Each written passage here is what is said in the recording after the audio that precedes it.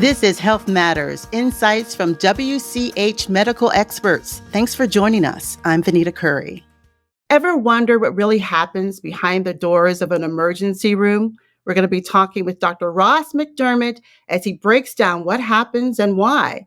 First, Dr. McDermott, thank you so much for being with us today. We really appreciate it. I'd love for you to walk me through what an ordinary day is for an emergency room doctor. Well, first of all, thanks for having me. I don't know if I'm the best person to be talking to about an ordinary day because I work just at night. So I could tell you about what an ordinary night is like for me. Typically, our shifts at Wood County Hospital run from 7 to 7, so they're 12 hours. So I'll come in around 7 p.m. after eating dinner.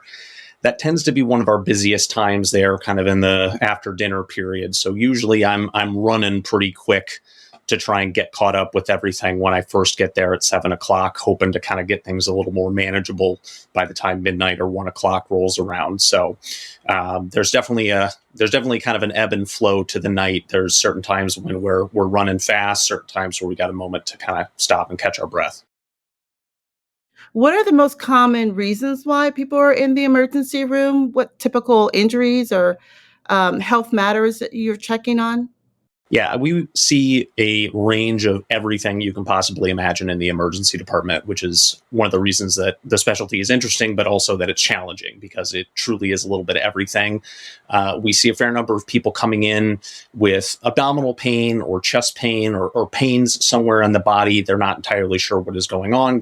They're concerned they might be having an emergency medical condition. And a lot of what we do is doing testing to rule out the emergent or dangerous causes of chest pain or abdominal pain when those people come in. As you said, we see all range of injuries going from minor to severe. We get people in after major car accidents. We get people who fall and break their wrist. We get people who cut their finger. So I don't know that there is something that I would call the most typical. It's really a complete grab bag of what you're going to get in any typical night. When you're running like that and having so many emergencies happening in the emergency room, I know there's a lot of concern about your mental health and how the health staff are managing the stress of being in an emergency room. Can you talk about anything that you do or your staff can do or do when they're in the emergency room to kind of manage that stress? Yeah, I lean pretty heavily on my coworkers, all of whom I consider my friends. There's a lot of camaraderie in the emergency department. We're all kind of in it together, trying to do this hard thing together. So it definitely is stressful, but you're with a group of people who understand and share that stress, and you can lean on each other both for emotional support. We all like to check in and, have a good laugh when we have a moment. But also just in a technical sense, I rely very heavily on my nurses to be keeping the plates spinning while I might be occupied doing a procedure.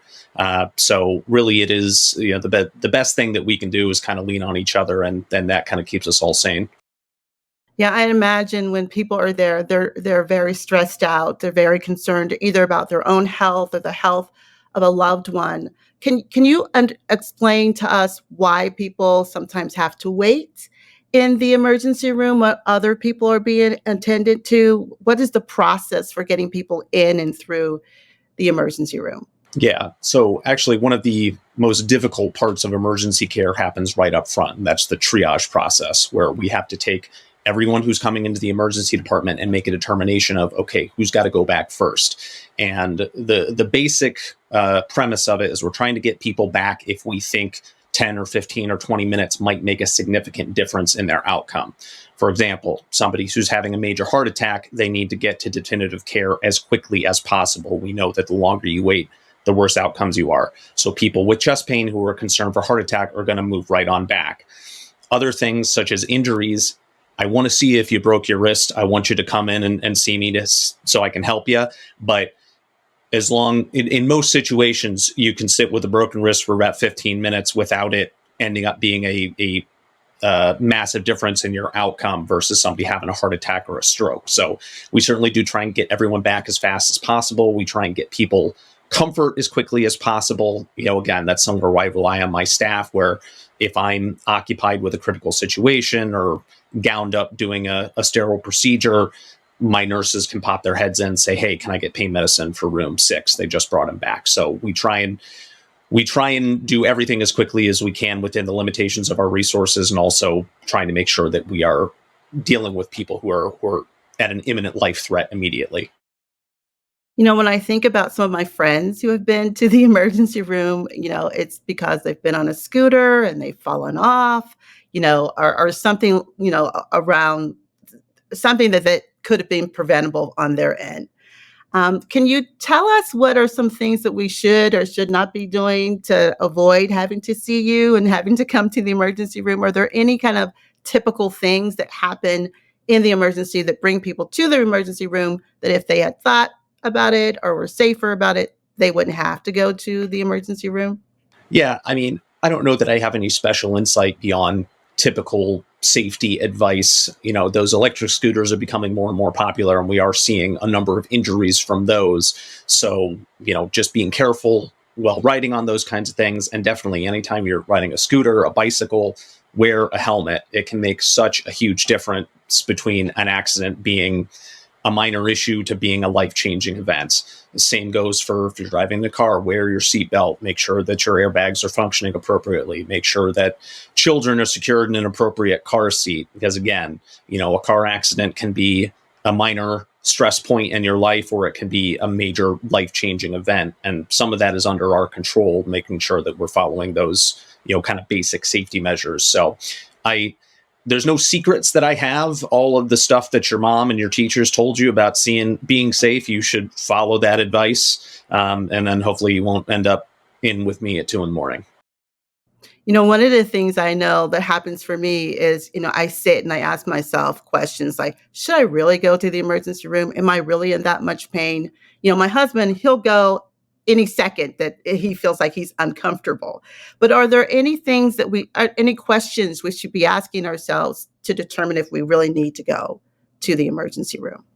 Yeah, the most important thing that we want to do is make sure that we are not dissuading anyone who needs emergency care from getting emergency care. So the first thing I want to say here is we are here to serve our community 24 hours a day, 7 days a week. So anyone who believes that they're having a medical emergency can come in and see us at any time. No one will be turned away. That being said, I was referencing earlier, it's difficult for us to manage high volumes of patients, to determine who goes back first, to get everyone's care going at the same time. I kind of look at the emergency department as kind of a community resource, and you got to ask yourself, okay, is this an appropriate use of this community resource? Is what's going on with me, is this raised to the level where I need to take advantage of this thing that is available for me? So again, if you feel that your life is in danger, if you feel scared, or if you have major concerns, come in and see us. Things that we're not as good at dealing with, your typical sick symptoms like your cough and cold, congestion, things like that.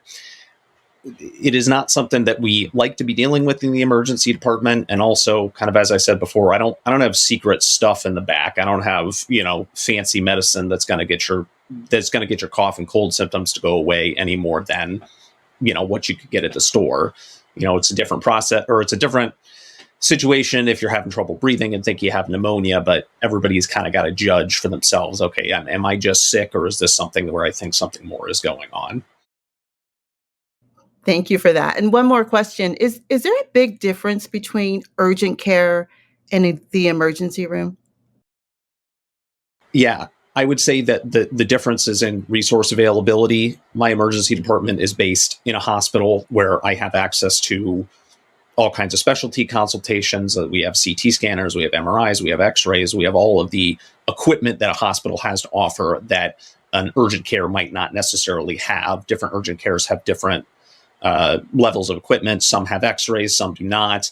So you got to kind of think out in your head, okay, what is it that I think that I need when I'm going in? Because if you think your child's got an ear infection, well, that's pretty straightforward. You need a prescription for some antibiotics, which, is not a resource intensive thing, can be handled at an urgent care.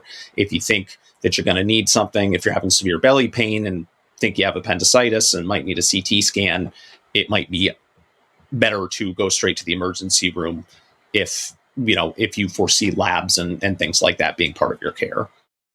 Wow. Thank you so much, Dr. McDermott. It's been really insightful talking with you, and I hope our listeners got something out of the conversation. So thank you so much. Absolutely. If you found this podcast helpful, please visit woodcountyhospital.org for more information and share it on your social media. I'm your host, Vanita Curry. Thanks for being a part of Health Matters Insights from WCH Medical Experts.